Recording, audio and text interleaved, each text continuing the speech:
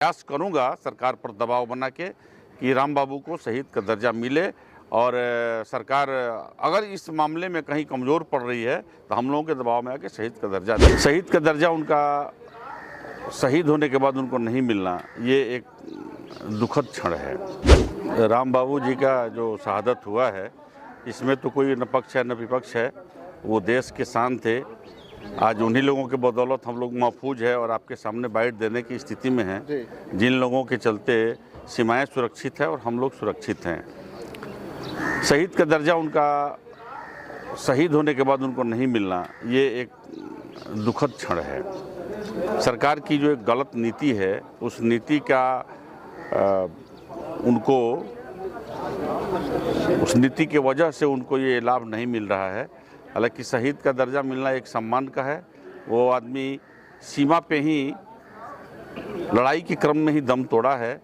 और सबसे दुखद बात यह है कि जब देश में सीज फायर की घोषणा हो गई वैसे परिस्थिति में पाकिस्तान द्वारा जो सीज फायर का उल्लंघन किया गया, तोड़ा गया और नहीं माना गया, चाहे इस बीच की मध्यस्थता अमेरिका करे या जो करे या भारत वर्ष ही करे, उसका सीज फायर का उल्लंघन किया और मौका पाके यहाँ के जवानों पर हमला किया, जिससे हमें नुकसान हुआ। हमें देश की अपूर्णीय क्षति है। हमारी सीमा भी आज असुरक्षित है। मुख्यमंत्री कार्यालय को सूचना मिला सबसे पहले कि बीएसएफ के जवान थे। बाद में सूचना आता है कि मुख्यमंत्री ने अनाउंस भी कर दिया कि 50 लाख रुपए देने की। उसके बाद से पता चलता है कि नहीं, ये सेना के जवान। अत्यंत ही दुखद है। पार्टियां सिर्फ सरकार चलाती हैं और हमारे शहीद सबकी रक्षा करते हैं। यहाँ जो राजनीति के पक्ष में है या विपक्ष में है, सबकी रक्षा करते हैं और उनके शहादत पर किसी तरह का राजनीति ये देश के मतलब सैनिकों के सम्मान के लिए ठीक नहीं है।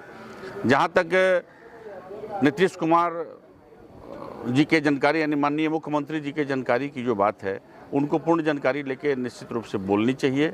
भारत सरकार को भी खासा ध्यान देना चाहिए, क्योंकि इस युद्ध में जैसा हम लोग देख रहे थे, देश भी तैयार था, सेना भी तैयार थी और एक मौका था कि जो रोज हम लोग पाकिस्तान का जो दंश झेल रहे हैं, एक बार समाप्ति कर दिया। एक बार कम से कम इस मौके का लाभ उठा के और दुश्मन को हम लोग दबा देते तो हमको लगता है कि कल का दिन हम लोगों के लिए और हम लोगों के बच्चे के लिए बहुत ही बेहतर रहता।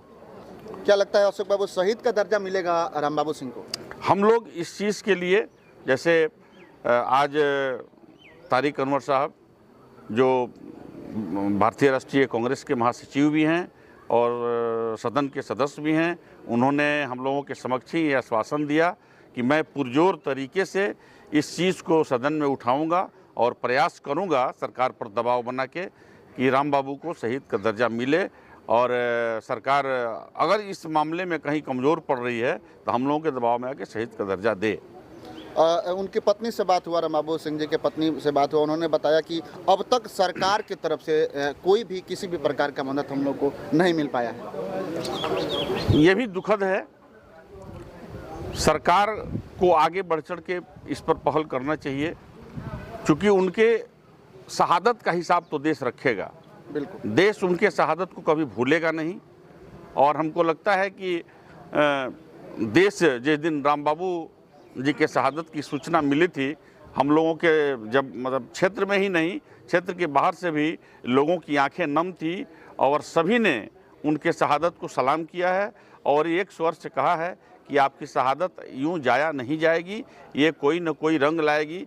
चाहे सरकार को पीछे हटना पड़े, कानून में परिवर्तन करना पड़े, जो हो, आपको शहीद का दर्जा भी मिलेगा और राष्ट्रीय सम्मान भी मिलेगा जिसके आप हकदार हैं।